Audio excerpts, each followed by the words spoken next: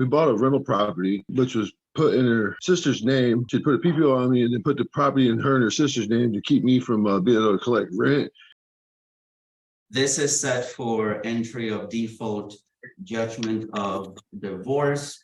However, when I was checking in, defendant, Mr. Mackenzie, it sounded like he had not received, well, I will let him speak as in the motion.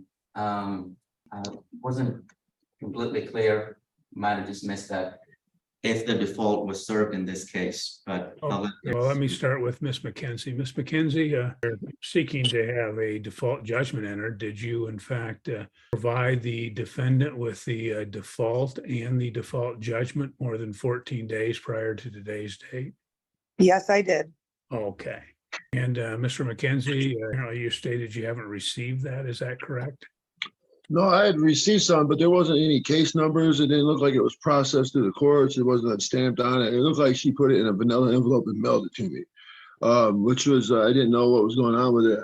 I've been dealing with a lot of other issues in this matter, but I mean, there's a couple of little things in there that I had, I had some concerns about. Like, we've been together 20-some years, and we have not, it says that we haven't accumulated any property during this time, like we didn't buy anything. We bought a rental property, which was put in her sister's name prior to her putting a PPO on me. She'd put a PPO on me and then put the property in her and her sister's name to keep me from being able to collect rent, be able to go onto the property. It's been a hassle trying to deal with this marriage the whole time we've been married. Only thing I'm having a problem with is that, she's trying to take all assets and keep them and then leave me with nothing. Okay, why didn't you file an answer then if you have some? I didn't know. This is the first time I've ever had to deal with it. I didn't know I had to, Your Honor. Okay. I'm sorry about that. The paperwork on the very front page says you are being sued. You have to take action and file an answer or appropriate pleadings. So The paperwork I had didn't have any of that in it. yes, it just did. said- It's standard language, so it's in the summons.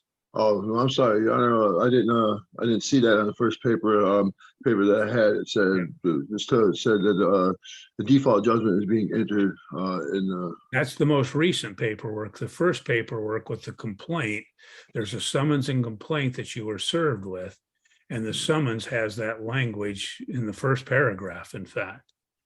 What you're going to have to do is, if you're disputing anything, you're going to have to file an appropriate pleading, and that would be a motion. You'd have to file a motion to set aside the default and then file another motion as it relates to any particular pleading that you wish to, again, allege in this matter. Yes, I mean, I'd like to be able to do that. I'm sorry for any inconvenience somebody who caused the court today not being able to do that, but I mean. What I'll do is I will give you a week to file the appropriate paperwork. If you don't, I'm going to enter the judgment, and now the paperwork has submitted. And if you do, then we'll have to have a hearing on your motions, and you can set those for any Monday, provided you give the plaintiff 9 days notice, and it'll be set for 10:30 then. Okay, well, if I'm getting a week to file those, then I got to give her 9-day notice. So how's that work? Well, you have to give her 9 days notice of the motion, but you have to file everything within a week. Oh, okay. And I could do that online? You can't do it online. You're going to have to file the pleadings down at the circuit court clerk's office.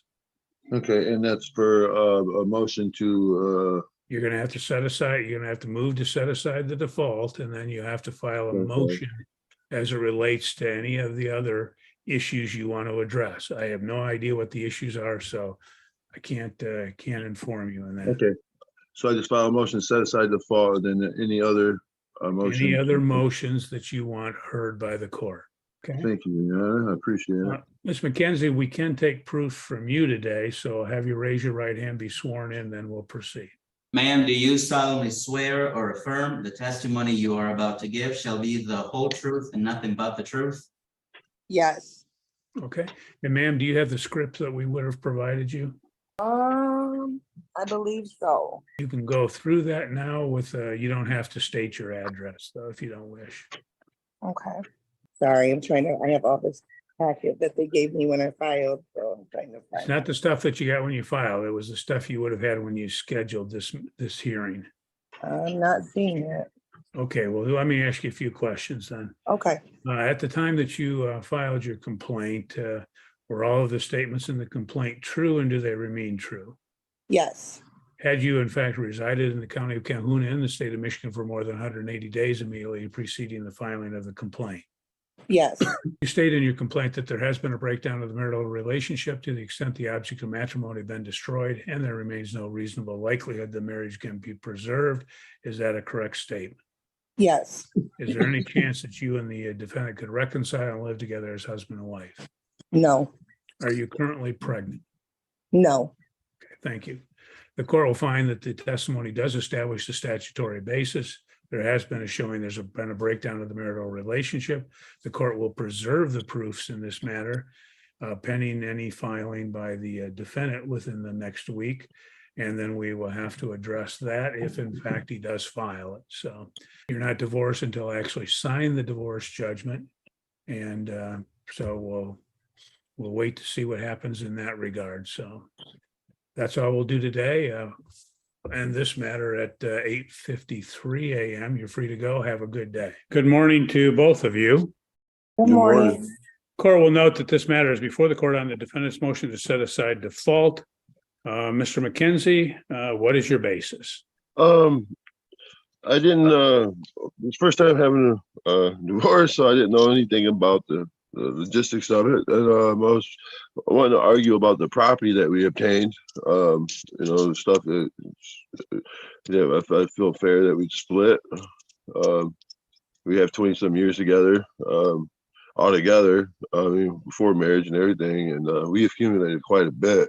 So all I'm asking for at this point is just the property that belongs to the trailer that's in my name, that she put in her name prior to me being locked up. Okay. I'm telling her she can keep everything else. I just need the property so I can get it back up to par. That way she'll have a house, I'll have a place, everything should be, then other than that, I'm just trying to keep it simple. That way I can get back into my house. Okay, Ms. Mackenzie, what's your reply? So I bought the trailer when Jordan was in prison from my uncle, and I paid for it. Jordan barely worked the whole 22 years we were together. So everything that was accumulated, I paid for because I've been working for the last 22 years. And so I just felt like the property, like he just feels like he's entitled to everything. And I feel like because he didn't, we have a long history of domestic violence. We have a history. He has 2 other kids that he's had since we've been married. And I just feel like I just want out of this. I just want a divorce and be done. And I don't feel like he's entitled to anything that I've had to pay for working my tail off all them years. Okay, Your Honor, Go ahead. I'd like to add to that, I put all the hard work in of remodeling both houses. I put time and money in. I did work, just because I didn't work as much and consistent as she did. But I did a lot of specialty jobs, like work for Future Environmental, seasonal work, stuff like that. So I made good money, and I put a lot of my money and time, sweat, and equity, and tears, blood, sweat, and tears into fixing them houses up so I'd have good homes for my children.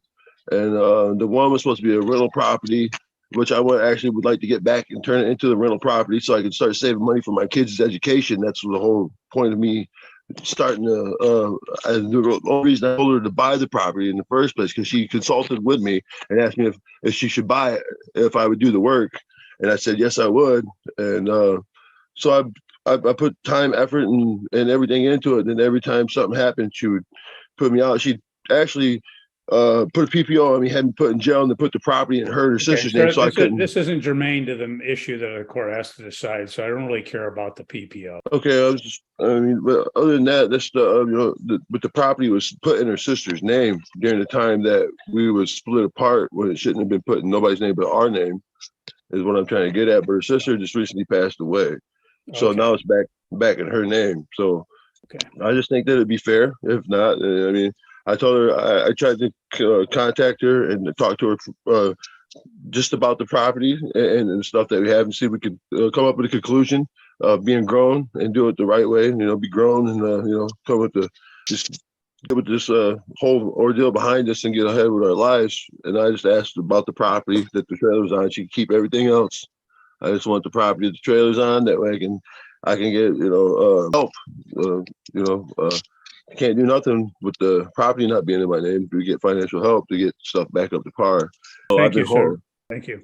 Well, Yeah. in these particular matters, what the court can't just do it because a party requests. Obviously, when a party seeks to set aside the default, they have to come in with good cause.